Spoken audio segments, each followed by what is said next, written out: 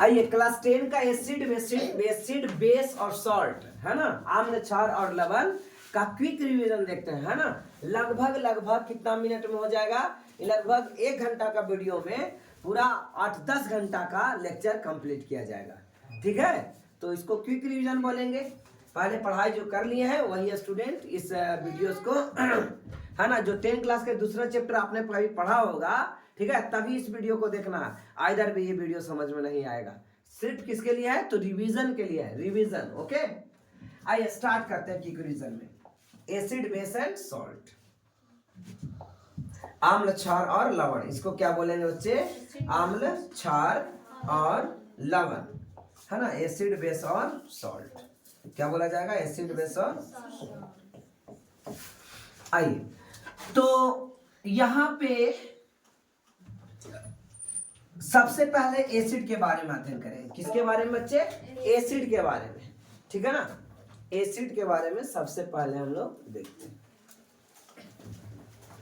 Acid स्वाद में खट्टा होता है, ये तो सबको पता है। एसिड स्वाद में खट्टा होता है और बेस यानी क्षार स्वाद में कड़वा होता है, चूने के जैसा। किसके जैसा, चूना कौन होता है, दीवार वाला चूना। तो एसिड स्वाद में खट्टे होते हैं, एसिड स्वाद में खट्टे होते हैं। ये नीले लिटमस को लाल कर देता है। इसको कोड को बताया था क्या, अनिल। याद आ रहा है बच्चे, कोड था अनिल। ये कोड क्या था, अनिल।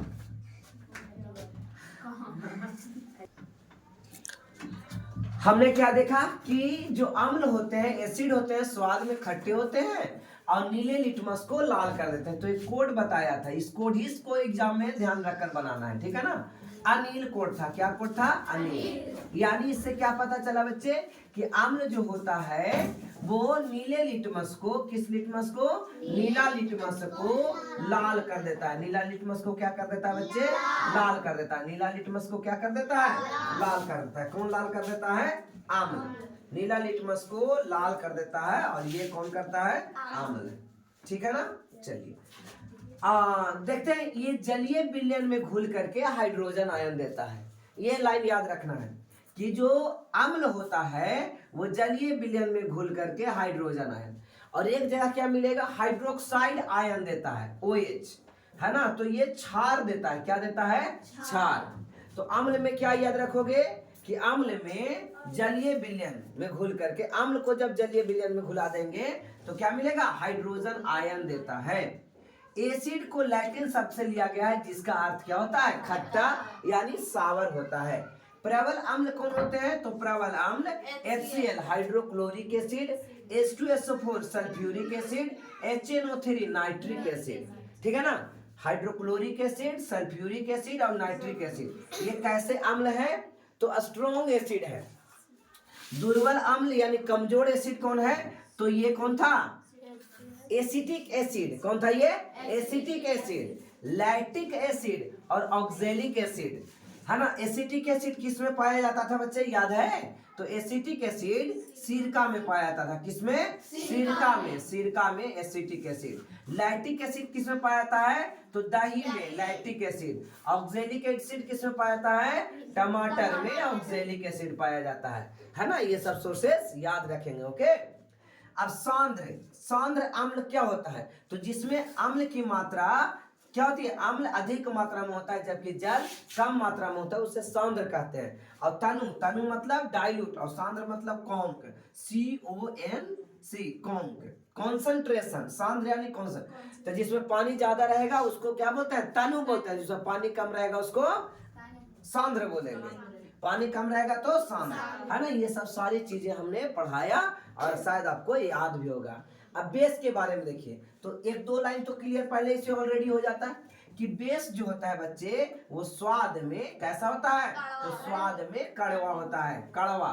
चूना खा के देखिए जैसा लगता है वही कड़वा है। ये लाल लिटमस को नीला कर देता है, इसके लिए कोड बनाए थे छोलनी। क्या कोड बनाया था, छोलनी, है ना। छोलनी यानी क्षार, ये हो जाएगा क्षार में लाल लिटमस, क्षार में लाल लिटमस क्या कर देता है बच्चे, नीला कर देता है। क्षार में लाल लिटमस नीला कर देता है। ये जलीय विलयन में हाइड्रोजन हाइड्रोक्साइड आयन देता है, याद है ना, हाइड्रोजन आयन दिया था अम्ल में और हाइड्रोक्साइड आयन दिया था क्षार में। कहता है प्रबल क्षार कौन कौन होते हैं, तो प्रबल क्षार सोडियम हाइड्रोक्साइड, पोटेशियम हाइड्रोक्साइड और कैल्शियम हाइड्रोक्साइड। दुर्बल क्षार कौन होते हैं, अमोनियम हाइड्रोक्साइड, इसका क्या फार्मूला है, अमोनियम हाइड्रोक्साइड, अमोनियम हाइड्रोक्साइड, ये किसका फार्मूला है बच्चे, अमोनियम हाइड्रोक्साइड का। क्षार, आगे देखिए, क्षार जिसको अल्काली बोलेंगे, क्षार को क्या बोलेंगे, अल्काली। जल में घुलनशील क्षारक को क्षार कहते हैं, जल में घुलनशील क्षारक को क्षार कहते हैं। इस प्रकार से क्षारक कौन कौन है, क्षार कौन कौन है, NaOH क्षार है, KOH क्षार है, MgOH होल ट्वाइस, ये सब क्षार है। और बाकी सब के सब क्या था, क्षारक था, है ना, वो जल में नहीं घुलेगा। लवण, साल्ट क्या होता है, जब अम्ल और क्षार आपस में अभिक्रिया करते हैं तो लवण बनता है, जैसे NaCl लवण है, KCl लवण है, ठीक है ना, ऐसा बहुत सा देखे थे, MgCl2 लवण है, मोहर साल्ट है, ठीक है ना, ये सब FeSO4 सब लवण है। इंडिकेटर यानी सूचक, अगला टॉपिक क्या है बच्चे, सूचक यानी इंडिकेटर। देखिए इंडिकेटर्स यानी सूचक, आपको ये पता चलना चाहिए कि सूचक किसी दिए गए विलयन में अम्लीयता या क्षारीयता की उपस्थिति को दर्शाता है। सब एक में लिखा गया है ना, किसी विलयन में अम्लीयता या क्षारीयता को जो स्थिति को दर्शाए उसे हम क्या बोलेंगे बच्चे, सूचक बोलेंगे, इंडिकेटर बोलेंगे, है ना। इसका रंग गंध अम्लीय या क्षारक के माध्यम में बदल जाता है, ठीक है ना, या तो रंग बदल जाता है, जैसे हल्दी, हल्दी को अगर अम्ल में करेंगे तो कैसा कलर हो जाता था, लाल हो जाता था। हल्दी पीला कलर का होता है और अम्ल उस पर होता है तो ये लाल हो जाता है ना। ठीक उसी प्रकार से आइए, तो यहाँ पे बता रहा है कि सूचक 3 प्रकार के होते हैं। एक होता है नेचुरल इंडिकेटर्स, संश्लेषित यानी सिंथेटिक इंडिकेटर, और एक होता है गंधीय, है ना, ओडोर को गंधीय सूचक बोलते हैं, ओडोर गंधीय सूचक इंडिकेटर, ओडोर इंडिकेटर्स। प्राकृतिक सूचक क्या होता है बच्चे, तो प्राकृतिक सूचक ये पौधे से प्राप्त होते हैं, प्राकृतिक सूचक किससे प्राप्त होते हैं बच्चे, तो ये पौधे से प्राप्त होते हैं, ठीक है ना, पौधे से प्राप्त। जैसे लिटमस क्या है, प्राकृतिक सूचक है। लाल पत्ता गोभी क्या है, प्राकृतिक सूचक है। हाइड्रेंजिया का फूल, ये सब क्या है, प्राकृतिक सूचक है। हल्दी प्राकृतिक सूचक है। हमने ये आज एक नया आपको मिल गया, इसको भी आप याद रखिएगा, हाइड्रेंजिया के फूल, ये क्या है, प्राकृतिक सूचक है। कृत्रिम सूचक क्या है, ये रासायनिक पदार्थ है। कृत्रिम सूचक रासायनिक यानी प्रयोगशाला में इसको बनाया गया होगा, जैसे मेथिल ऑरेंज और फिनोल्फेथेलिन, गंधीय सूचक क्या होता है बच्चे, कहता है इन पदार्थों के गंध अम्लीय या क्षारीय माध्यम में बदल जाती है, जैसे प्याज और लौंग का तेल, ये सब का जब एसिड और बेस के साथ रिएक्शन कराएगा ना, तो जैसा प्याज गमकता है वैसा नहीं गमकेगा, दूसरा टाइप में गमकने लगेगा, ठीक है ना। आइए तो देखते हैं किस प्रकार से परिवर्तन होता है, सब पेपर देखते हैं, चेक करते हैं, ओके। आइए बच्चे, तो आप इसको शॉर्ट क्विक रिवीजन के अंतर्गत देख रहे हो। तो सूचक के रूप में हमने लिया लिटमस, क्या लिया, लिटमस। अब लिटमस तो लाल होता है या नीला होता है, ठीक है ना, तो अम्ल में लाल हो जाएगा, अम्ल में नीला लिटमस क्या हो जाएगा बच्चे, लाल हो जाएगा, और क्षार में लाल लिटमस नीला हो जाएगा। देखे थे ना, लाल लिटमस कैसे हो जाता है, नीला, यानी लाल अगर हो गया तो रंग परिवर्तित होकर लाल हो गया तो वो क्या है, अम्ल है, और रंग परिवर्तित होकर नीला हो गया तो वो क्या है, क्षार है। बोलो क्लियर। पत्ता गोभी का रस, है ना, पत्ता गोभी का रस अम्ल में लाल होता है, अम्ल में लाल होता है, बोलो अम्ल में लाल होता है, और लाल पत्ता गोभी का रस क्षार में हरा हो जाता है, क्षार में क्या होता है, हरा हो जाता है। इंडिकेटर के रूप में हल्दी अम्ल में कोई बदलाव नहीं, और क्षार के साथ जैसे साबुन से धोइएगा ना, साबुन से धोइएगा, हल्दी लगा हुआ है कपड़ा पर और साबुन से धोइएगा, देखिएगा एक बार में तो छूट नहीं जाता है, वो लाल हो जाता है, ठीक है। तो साबुन क्या है, क्षार है, तो क्षार माध्यम में हल्दी कैसा कलर का हो जाएगा, लाल, और अम्ल में कोई परिवर्तन यानी पीला के पीला ही रह जाएगा। फिर क्या है, हाइड्रेंजिया के फूल का रस, ये अम्ल में नीला होता है, अम्ल में नीला होता है और क्षार में गुलाबी होता है। क्षार में क्या होता है? गुलाबी। आइए फिनोल्फैक्थिलीन को देखते हैं बेटे। फिनोल्फैक्थिलीन अम्ल में रंगहीन होता है, यानी कोई कलर नहीं रहेगा, ठीक है ना। और जब उसको क्षार से अभिक्रिया कराएंगे, क्षार में लेके जाएंगे, तब वो गुलाबी कलर यानी पिंक कलर का हो जाएगा। मेथिल ऑरेंज, मेथिल ऑरेंज अम्ल में लाल होता है, अम्ल में लाल होता है, ठीक है ना। अम्ल में लाल हो जाता है और क्षार में पीला हो जाता है, ठीक है बच्चे। और फिर देखिए मेथिल ऑरेंज के बाद अगला प्याज का रस, यानी यहाँ पे ओडोर, यानी कि इसके गंध में परिवर्तन, तो तीक्ष्ण गंध देती है। अगर अम्ल के साथ अभिक्रिया करेंगे तो तीक्ष्ण गंध देगा, और क्षार से अभिक्रिया करेंगे, क्षार में चेक करेंगे तो कोई गंध नहीं देगा। अब विनैला, विनैला भी एक प्रकार का है ना, गंध देता है, विनैला का पौधा होता है, ठीक है। कहता है ये समान गंध देता है, और ये कोई गंध, सामान्य गंध मतलब जैसा गंध था वैसा ही, और जब अम्ल क्षार में हो जाएगा तब पता चलेगा कि उसका गंध गायब हो गया। जैसे प्याज गमक रहा है और फिर प्याज नहीं गमक रहा है, उसी प्रकार से विनैला होता है बच्चे। लौंग का तेल, कहता है कि समान गंध रहता है, जैसा गंध है लौंग का तेल, लौंग का जैसा गंध है वैसा ही गंध अम्ल में रहेगा, लेकिन जैसे ही क्षार से अभिक्रिया हो जाएगा तो उसमें किसी प्रकार का कोई गंध नहीं रहेगा बच्चे, ठीक है बच्चे। तो ये आपको यहाँ तक के क्लियर, कोई दिक्कत नहीं, ठीक है ना। अम्ल व क्षारों के रासायनिक गुण, रासायनिक गुण देखिए, अम्ल और क्षारों के रासायनिक गुण क्या है। धातुओं के साथ अभिक्रिया, अम्ल को धातु के साथ अभिक्रिया करोगे, अम्ल को धातु के साथ अभिक्रिया कराओगे तो क्या मिलेगा? लवण और हाइड्रोजन गैस मिलेगा, आपको याद रखना है। और जब अम्ल को, क्षार को धातु के साथ अभिक्रिया कराओगे तो इस प्रकार से लवण मिलेगा और ये हाइड्रोजन गैस मिलेगा, ठीक है ना। अब पॉप टेस्ट, पॉप टेस्ट मतलब नहीं याद है कि जब कोई चीज को गर्म करते थे वहां से गैस निकलता था, और एक जलती हुई कोई चीज मोमबत्ती को ले आते तो पॉप आवाज करता था, ठीक है ना। वही पे यहाँ पे बच्चे पॉप टेस्ट। पॉप टेस्ट क्या है? हाइड्रोजन गैस से निहित प्रखनली के पास जब लेके जाइएगा जलती मोमबत्ती या जलती हुई संठी को, यानी माचिस के तिल्ली को, तो ध्वनि पॉप के साथ उत्पन्न करती है। यह टेस्ट हाइड्रोजन की उपस्थिति को दर्शाता है। हाइड्रोजन की उपस्थिति कैसे? पॉप आवाज करेगा और कस के जलेगा, तो ये क्या होगा? हाइड्रोजन, ठीक है ना। अब यह देखिए दूसरा है, जब धातु, जब अम्ल धातु के कार्बोनेट के साथ, या जब अम्ल धातु के बेस, जब धातु के बाइकार्बोनेट के साथ अभिक्रिया करती है, तो देखोगे कि अम्ल तो अभिक्रिया करती है लेकिन न धातु के कार्बोनेट के साथ कोई अभिक्रिया क्षार करती है और न धातु के बाइकार्बोनेट के क्षार कोई अभिक्रिया करती है, लेकिन अम्ल के साथ अभिक्रिया करती है। जब अम्ल धातु को कार्बोनेट, जब अम्ल धातु के कार्बोनेट को अभिक्रिया कराते हैं तो लवण, कार्बन डाइऑक्साइड और जल बनता है, लवण, कार्बन डाइऑक्साइड और जल बनता है ना। एग्जाम्पल हो गया बच्चे। इस प्रकार से अम्ल धातु बाई कार्बोनेट, जैसे सोडियम बाई कार्बोनेट के साथ, तो फिर से क्या निकलेगा? कार्बन डाइऑक्साइड और जल निकलेगा, ठीक है ना। चूने के पानी का टेस्ट दूधिया रंग हो जाता है, याद आ रहा है? चूने के पानी का रंग क्या हो जाता है? दूधिया। कहता है कार्बन डाइऑक्साइड पे चूने के पानी प्रवाहित करने पर उसका रंग दूधिया हो जाता है। बहुत बार एग्जाम में ये क्वेश्चन आ चुका है, ठीक है। जब कैल्शियम हाइड्रोक्साइड, बुझा हुआ चूना के बिना बुझा हुआ चूना, ये बुझा हुआ चूना है, किसका चूना है? बुझा हुआ चूना। और जब बुझा हुआ चूना को कार्बन डाइऑक्साइड के साथ अभिक्रिया कराया जाएगा तो ये सफेद अपक्षेप के रूप में प्राप्त होता था, जल होता है, ठीक है ना। अधिक मात्रा में प्रवाहित करने पर ये जल में घुलनशील होता है, आप इसको नोट कर लेंगे, ठीक है। आपको नोट्स इसी प्रकार से बनाना है, यही आपका नोट्स है, समझ में आ रहा ना। आइए, कहता है अम्ल एवं क्षारक की परस्पर अभिक्रिया।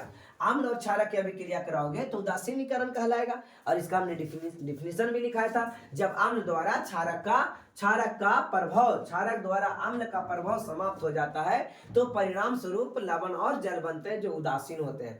अम्ल क्षार को बर्बाद कर दिया और क्षार अम्ल को बर्बाद, इस प्रकार से वो उदासीन हो गया।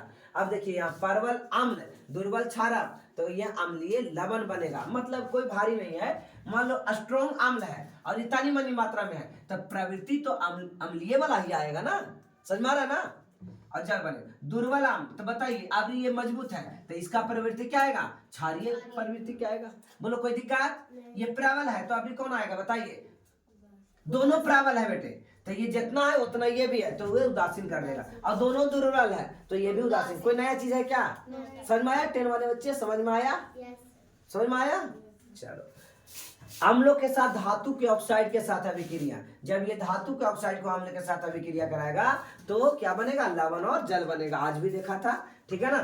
तो कॉपर क्लोराइड के विलयन नीला हो जाता है, ये तो पिछले क्लास में हमने देखा था, ठीक है ना।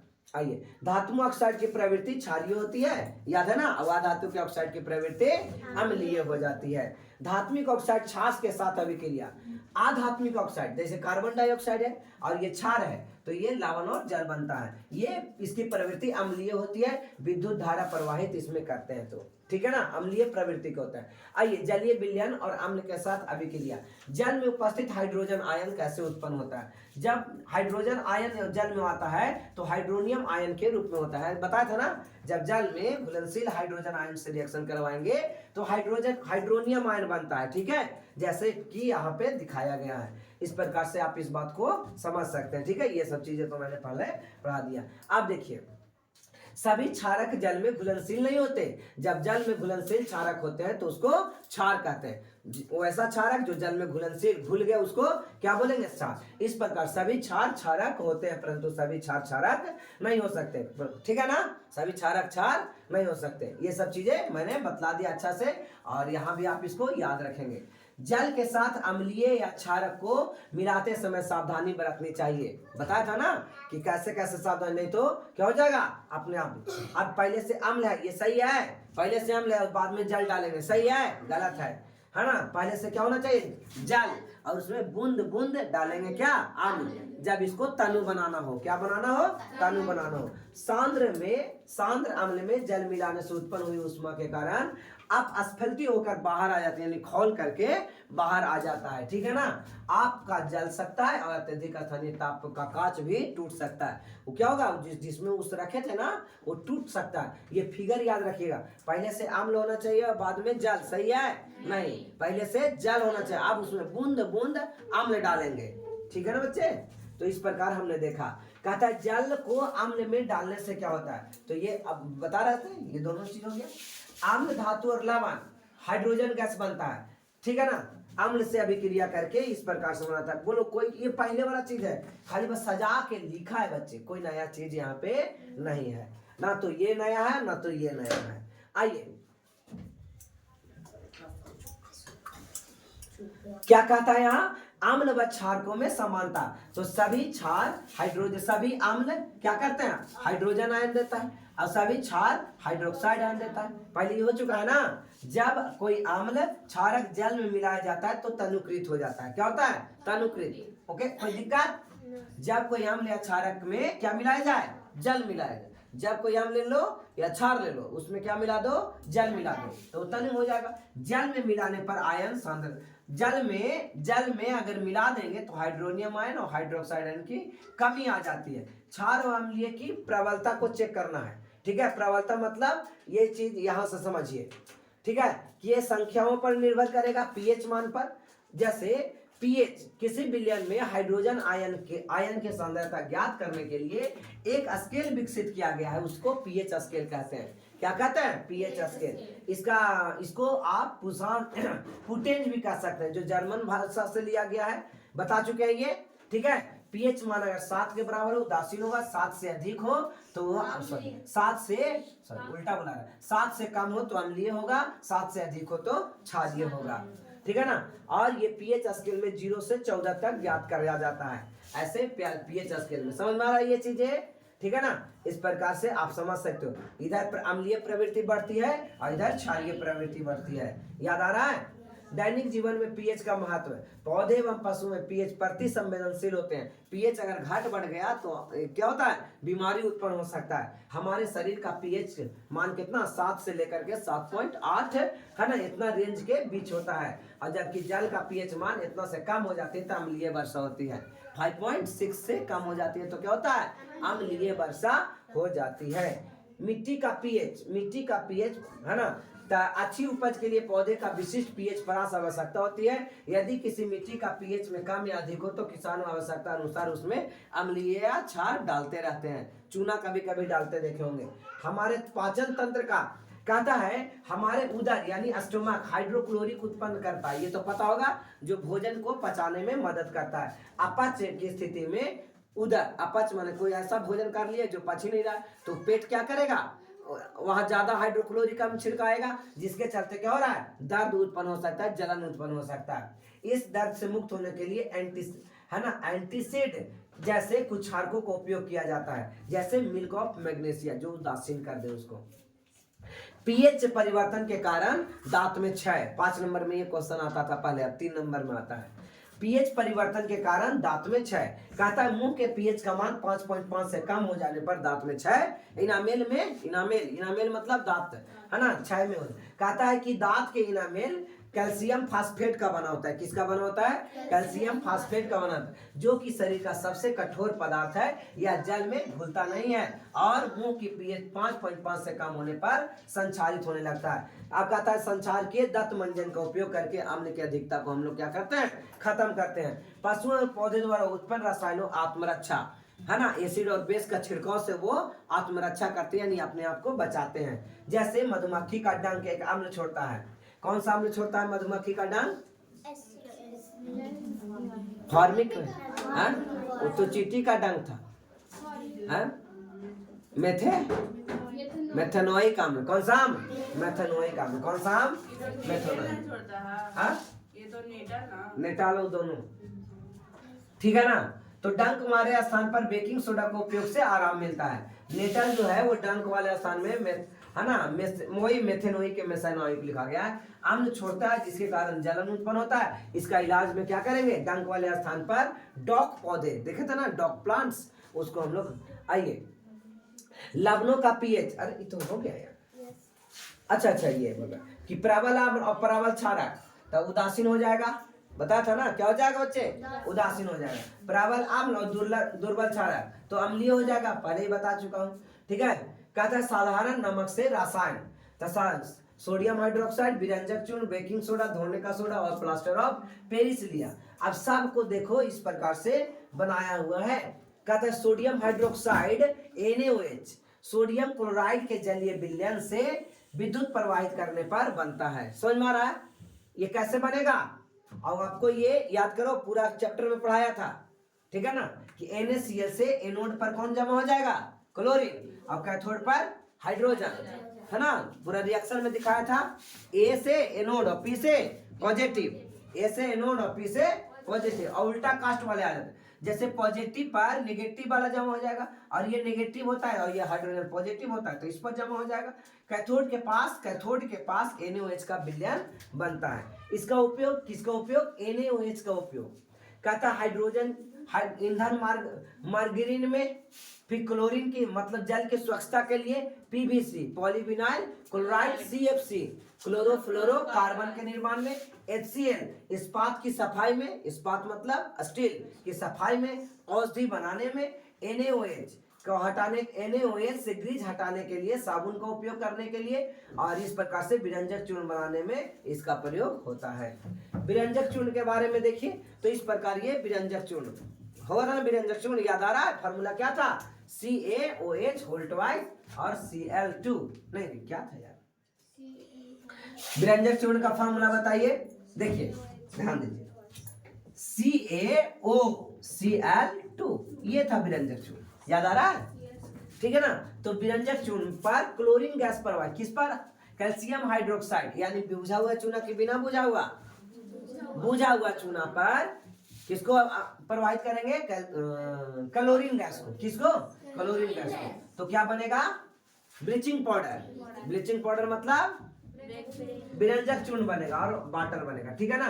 इसका उपयोग क्या है, वस्त्र उद्योग में सूती और लिनन के विरंजक के लिए, कागज की फैक्ट्री में लकड़ियों के मज्जा में विरंजक के लिए, रासायनिक उद्योग में उपचायक के लिए, और पीने वाले जल के जीवाणुओं से मुक्त करने के लिए रोगाणुनाशक के रूप में इस्तेमाल किया है। अगला है baking soda, NaOH, baking soda क्या होता है, NaOH होता है बेकिंग सोडा का, NaCO3, जो बोल देंगे वही बोल दीजिएगा, NaCO3।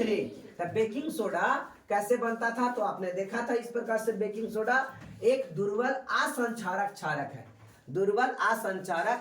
क्षारक है, ये याद रखिएगा। इसका उपयोग बेकिंग पाउडर बनाने में, बेकिंग सोडा और टार्टरिक अम्ल मिला देंगे तो बेकिंग पाउडर बनेगा, याद आ रहा है इस सब क्लास में, है ना। कि बेकिंग सोडा और टार्टरिक अम्ल मिला देंगे तो क्या बनेगा, है ना। टार्टरिक अम्ल किस में पाया जाता है, इमली में पाया जाता है। इस अभिक्रिया में कार्बन डाइऑक्साइड के कारण पाव, रोटी, खमीर, केक फूल जाता है, स्पंज हो जाता है, ठीक है ना।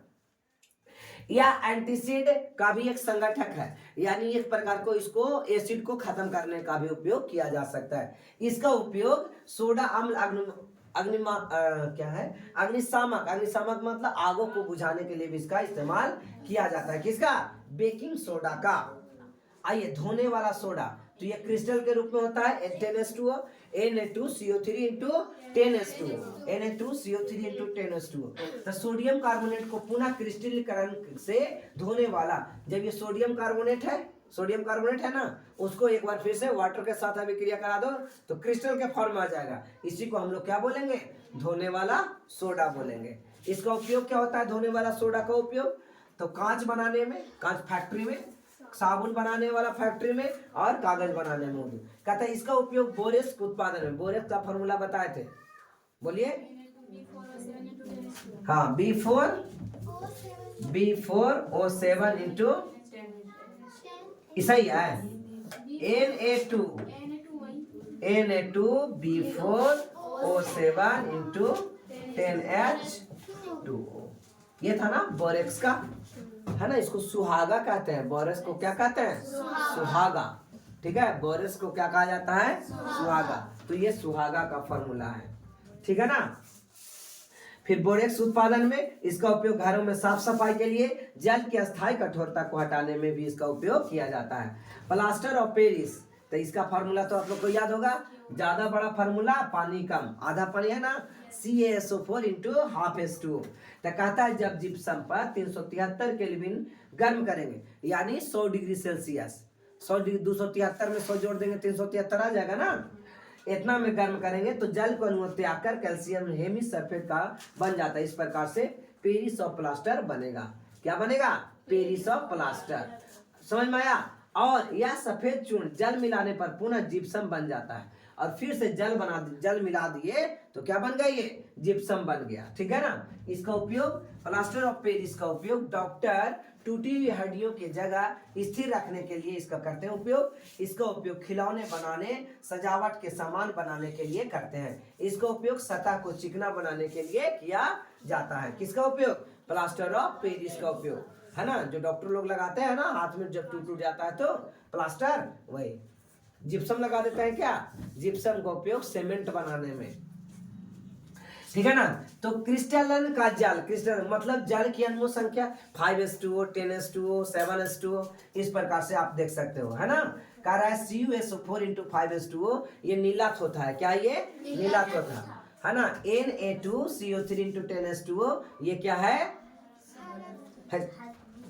हरा, बेकिंग सोडा है ना। कौन है ये, धोने वाला सोडा है।